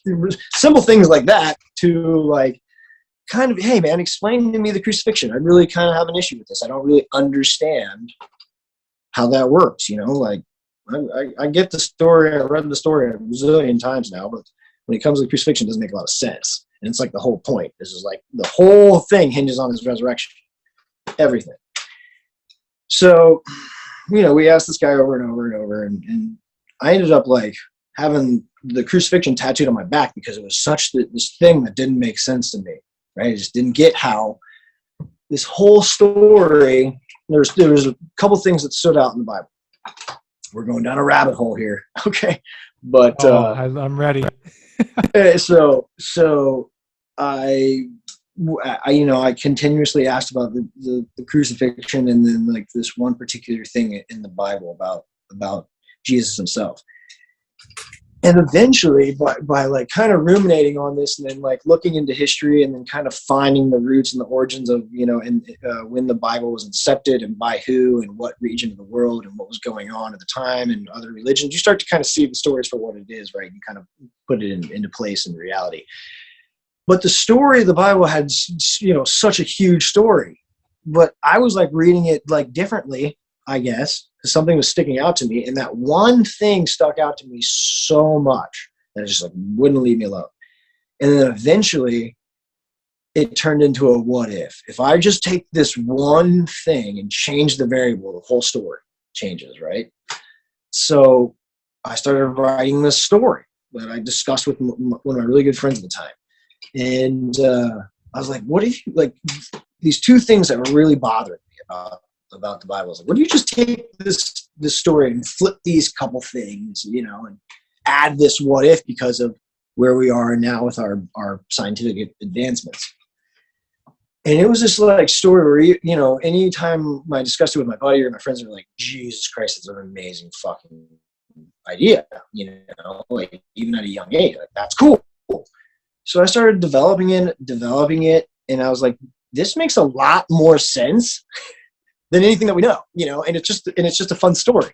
But that's how poignant stories can be, and that's kind of what the Bible was, So I just basically have always, everything that I'm doing, literally everything, in making these films, just like stepping stones to just get to this one big trilogy. And it's because I feel like I can say something where people go, "Oh, damn, that's a really, really interesting way to look at it." And just that one little, instead of telling people how to look at something or telling people like this is what it is, give them the opportunity to see it from a different angle. And because of that, it can create a kind of a snowball effect of reasonable thought, and it could change kind of the perception of how we see things in general, based on just take one step sideways and add another variable. You could see things vastly different, and it might allow people to look at religion differently, by making a film, a very, very large trilogy, epic film. But yeah, so I just basically been, everything I'm doing is to just get the opportunity to make this one thing, so I can just mind fuck the hell out of people. Oh, I can't wait for that. And dude, you remind me. Have you seen The Last Temptation of Christ with William Dafoe by Martin Scorsese directing? Yeah, of course. Dude, Eric and I watched it. I watched it a couple times with him. That movie, you said like can change your perspective. What I loved about that movie is it was the portrayal of like the reality of Christ, like a guy who had no idea what was happening to him, and all of a sudden he starts, it's just like God coming, but it was realistic. That's the thing. Like that movie back in the 80s was like banned, and like Defoe said it cost him movie gigs in Hollywood. Like he said he was hired, but like it's so brilliant. And I know it's based on a book, but it's like just that little shift of like, even at the end where he just like the interactions between him and Judas makes you think. Oh, without a doubt. It really flips it on its head a little bit, and you're like, God, like it really, to me, makes it a more realistic version of Christ. Without a doubt. This guy who didn't choose this, like it was chosen for him, and then he just gets thrown into it, and he just starts going with it, as opposed to like this fluffed up version of I don't know. Does that make sense? Like it's like without a doubt. So, Joel, this has been a treat, man. Like this has been, again, this is something I want to do again with you, because we just didn't even scratch the surface of humanity, but this has been so amazing catching up with you. Before I give you the last word, where can the people find you? Do you want to find you on social media, online? Where should they go to look? Oh, I mean, I have a website that's joel.com. Super easy. And then my Instagram, I guess, is Joel, and then my name backwards, Leoj, and then 44. Super easy. Simple stuff. But yeah, hopefully you won't have to go find me. Hopefully I'll be out there in your face sooner or later. And Joel, I always give the guest the last word. It can be as deep or as shallow as you want. It can be a thought, an idea, absolutely anything you want to leave us on. I don't know. I always want to kind of be profound, right? But I guess I can kind of encapsulate it all with, the two quotes that I kind of learned to live by. One from they're not of my mom and dad, but ones that my mom and dad both really enjoyed. Is my dad, said that the way up and the way down are one and the same. And my mom always loved the quote, sometimes you got to jump and find your wings on the way down. And it's so true. We're all just out here, and we're all just kind of learning as we go, and trying to make the best of it. And if you really take the idea that everything is math, and you just kind of compartmentalize everything and have a little bit of self-discipline and find a genuine care for each other, that's where your art comes from, is trying to connect. It's this deep, almost depraved urge to just want to connect to so many people, to I don't even know why. I don't even care. Who gives a fuck why? What does it matter? It's just that's the feeling. It's there. It's real, right? It's this urge to want to provide this sense of now. It's like being, one thing, again, I go off on tangents, but Bruce Lee was obviously so profound and was so good with these conceptual metaphors and one thing that's my favorite, of course, and most people's favorite is be water, right? Water flows and water crashes, and so it's always moving forward. Hits the rock, moves around the rock, goes over the rock, goes around the rock. Water, goes into a cup, becomes a cup. But one thing that I want to add to that is being that someone that like grew up on a beach and on an island, when you're in water and you go underwater, your brain can't think about anything other than being underwater. It's a survival technique. You're underwater, so you really want to be that moment. It's almost a beautiful thing because nothing else can affect you. Nothing else can even get to your brain. It's just some survival trait of human, the human mind. So you want to be that for people. You want to be that encumbersome water. You want to be water, really. More so than just be water in a cup. You want to be water surrounding the person to give them this moment that they share with you, and that's, it can last forever for people, and it can change things, and it can encapsulate a moment for history to come, and that's to me that's the point. That's the beauty of it. That's what I'm trying to do, and River says she's ready. She's ready for some cuddling. Well, Joel, man, that was brilliant. So good to catch up with you here, man. Thank you so much for taking the time. And again, man, I got nothing but the Why would you say? Pleasure was all mine. Oh, yeah, no, yeah, I would definitely want to do this with you again. There's so much we can cover, but the ultimate respect for you, your passion, your execution, your artistry, man, you really live the life of it, man. And that's one thing like I really respect, and you're really inspiration to me, like for me to do my thing and want to do my stuff. Like you really keep doing what you're doing, man. You, man. Hey, I'm right back at you. I pull inspiration from you. I'm loving this podcast. It's just grown exponentially. It's great. The people you have on are all awesome people that I adore and respect. Even the ones I don't know, I learn a lot about them. You edit them well and bring good information out. I love it, man. It's great. And dude, and of course, I'm going to get you in one of these damn films here real soon. Man, that's one thing, man. Yeah, your last one, it just so happened I wasn't available. No, I totally want to be in your films, man.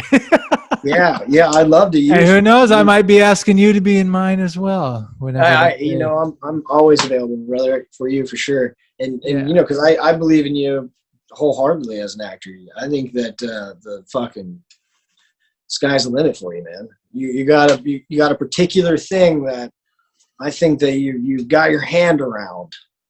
You know what I mean? And I think that when you grasp it completely, when you really understand you use you wholeheartedly for the world, like when you're just like, I now see me and I'm going to use me as a tool out there, you're going to do exceptional. You're already doing exceptional in my opinion, but you're going to really, I'm going to try to get you in that position. You know what I mean? To use you in that position, so I can help bring that out. All right, brother. Well, dude, you enjoy River. Have a good night. Yeah, she's passed out. She's passed out. All right, brother. Great talking. All right, brother. Good talking to you. I'll see you next time. Yes, sir. I'll see you. Bye-bye. Peace.